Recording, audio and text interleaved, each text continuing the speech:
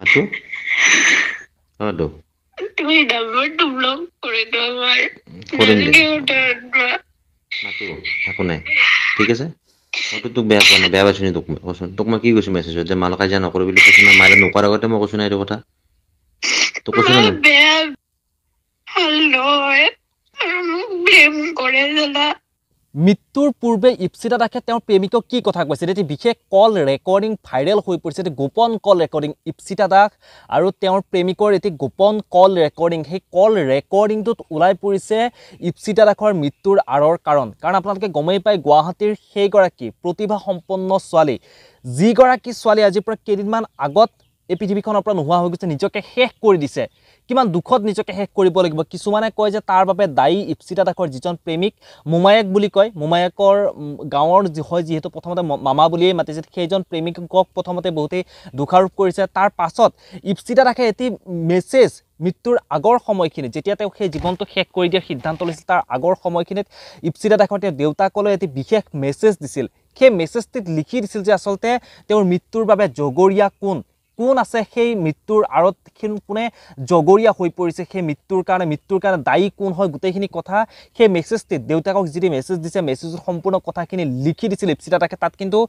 প্ৰেমিকৰ নামটো এবাৰো ইপ্সিতা দাসে সাঙুৰি লোৱা নাই আৰু এতিয়া এটা কল ৰেকৰ্ডিং ওলাই পৰিছে ইপ্সিতা দাসে তেওঁ প্ৰেমিকৰ লগত কথা পতা এটা গোপন কল ৰেকৰ্ডিং সেই কল ৰেকৰ্ডিংটোতো ওলাই পৰিছে যে তেওঁৰ আচলতে সেই ইপ্সিতা দাসৰ মৃত্যুৰ আঁৰত কোন ব্যক্তি লুকাই আছে কোন ব্যক্তিৰ অত্যাচাৰৰ বাবে ইপ্সিতা দাসে তেনেকুৱা এটা সিদ্ধান্ত ল'বলগীয়া হ'ল মই সম্পূৰ্ণ কল ৰেকৰ্ডিংটো আপোনালোকক শুনাম সেই কল ৰেকৰ্ডিংটো শুনাৰ পিছত আপোনালোকে নিজে উপলব্ধি কৰিব আচলতে ইপ্সিতা দাসৰ যিগৰাকী মাতৃ কাৰণ যিটো মেছেজ আপোনালোকে গম পায় ইপ্সিতা দাসে যিটো মেছেজ তেওঁৰ দেউতাকলৈ দিছিল মৃত্যুৰ আগৰ সময়খিনিত সেই মেছেজটো তেওঁৰ মাতৃকে বাৰে বাৰে জগৰীয়া কৰা হৈছে আৰু এতিয়াও এই কল ৰেকৰ্ডিংটো গম পোৱা গৈছে কল ৰেকৰ্ডিংটো শুনিলেও আপোনালোকে গম পাব যে তাৰ বাবে জগৰীয়া হৈ আছে একমাত্ৰ ইপ্সিতা দাসৰ নিজৰ মাতৃগৰাকীয়ে সেই মাতৃগৰাকী কেনেকৈ অত্যাচাৰ কৰিছিল ইপ্সিতা দাসক গোটেই কথাখিনি এই কল ৰেকৰ্ডিংটো ওলাই পৰিছে আহক আৰু মই বেছি দীঘলীয়া নকৰোঁ আপোনালোকক কল ৰেকৰ্ডিংটো শুনাওঁ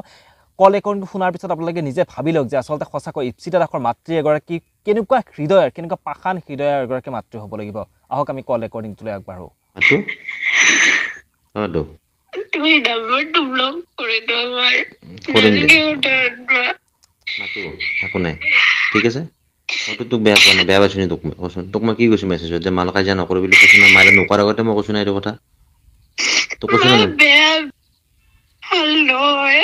আৰু মোক ব্লেম কৰে জানা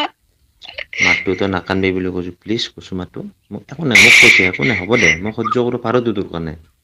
মাতটো বাবুক এটা কিমান মৰম কৰো কিমান ভাল পাওঁ তাক উল্টাকে লগাই মই বোলে মায়েৰ মেন্টালিটি ইমান ঠিক নহয় ও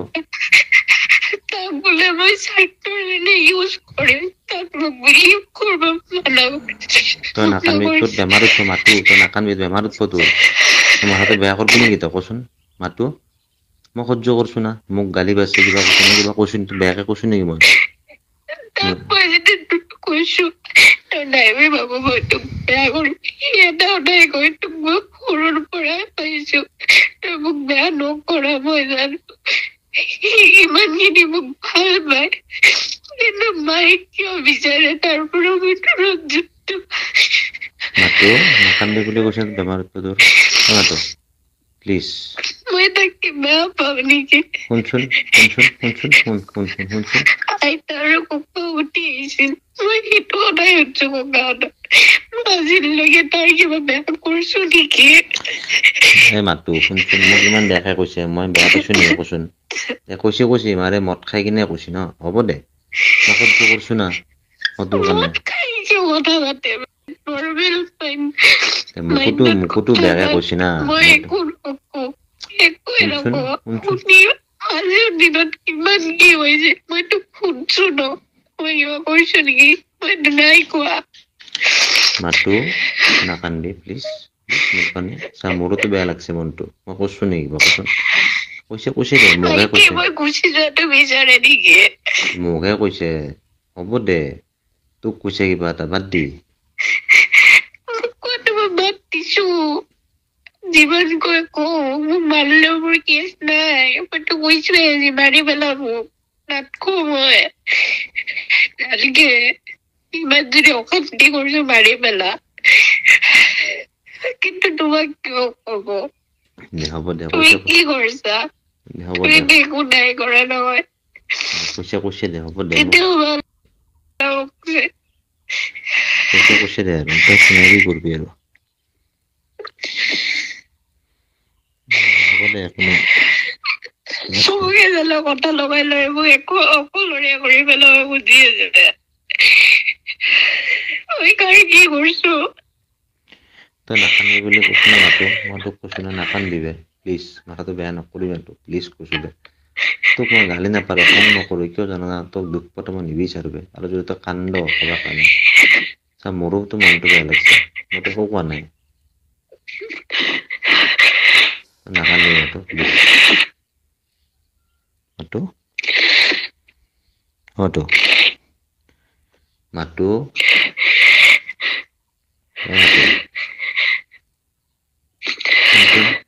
চা, মোৰ কিমান টেনচন থাকে জানা তো মাথাত থাকে না? টেনচন থাকে না নাই? কাৰো কথা জানো বেয়াকে চিন্তা নকৰো, এৰি নকৰো, মৰম কৰো। ময়ে